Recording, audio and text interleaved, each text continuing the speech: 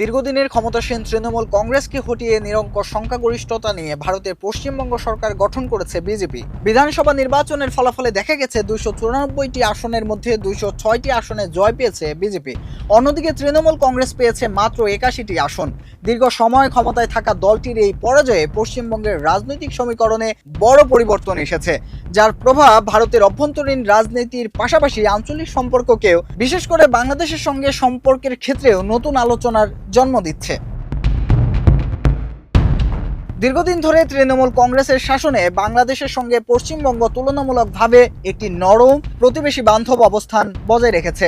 সীমান্ত বাণিজ্য, সাংস্কৃতিক যোগাযোগ এবং মানুষে মানুষের সম্পর্ক সব ক্ষেত্রেই একটা ধারাবাহিকতা ছিল।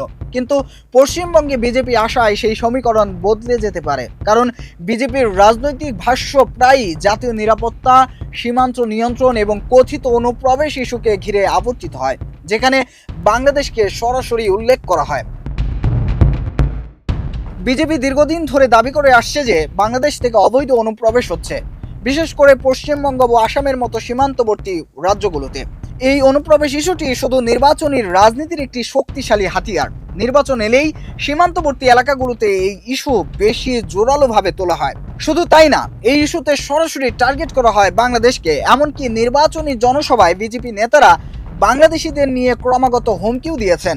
কখনো বঙ্গোপসাগরে ছুঁড়ে ফেলার কথা, কখনো বা উল্টো করে ঝুলিয়ে শায়েস্তা করার মতো কথাও বলেছেন। এখন প্রশ্ন হলো, পশ্চিমবঙ্গে বিজেপি আসায় বাংলাদেশের সঙ্গে সম্পর্ক কেমন হবে? বাস্তবতা হচ্ছে, ভারত বাংলাদেশ সম্পর্ক মূলত নির্ধারিত হয় কেন্দ্রীয় সরকার দ্বারা, রাজ্য সরকার দ্বারা নয়। তবে সীমান্ত ব্যবস্থাপনা, স্থানীয় প্রশাসন এবং রাজনৈতিক বার্তা, এসব ক্ষেত্রে রাজ্যের ভূমিকা অতি গুরুত্বপূর্ণ। বিজেপি শাসিত রাজ্যে সীমান্তে নজরদারি বাড়তে পারে, কড়াকড়ি বাড়তে পারে, এমনকি স্থানীয় পর্যায়ে উত্তেজনাও বাড়তে পারে।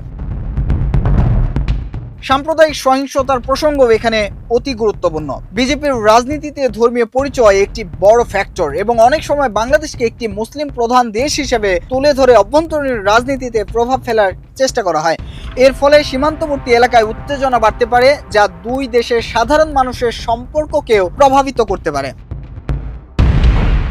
তবে পুরো বিষয়টি একপাক্ষিক নয়। বাংলাদেশ ও ভারতের সম্পর্ক গত এক দশকে কৌশলগতভাবে অনেক শক্তিশালী হয়েছে। বাণিজ্য, নিরাপত্তা, বিদ্যুৎ, যোগাযোগ সব ক্ষেত্রেই সহযোগিতা বেড়েছে। তাই শুধু একটি রাজ্যের রাজনৈতিক পরিবর্তন পুরো সম্পর্ককে নাটকীয়ভাবে বদলে দেবে, এটা বলা অতিরঞ্জিত হবে। কিন্তু এটাও সত্য, রাজনৈতিক বক্তব্য, সীমান্ত ইস্যু এবং অভ্যন্তরীণ মেরুকরণ, এসব মিলিয়ে একটা চাপা উত্তেজনা তৈরি হতে পারে, যা ভবিষ্যতে একটি বড় ইস্যু হয়ে উঠতে পারে। কুমার সপ্তর্ষি রায়, দৈনিক মানব কণ্ঠ।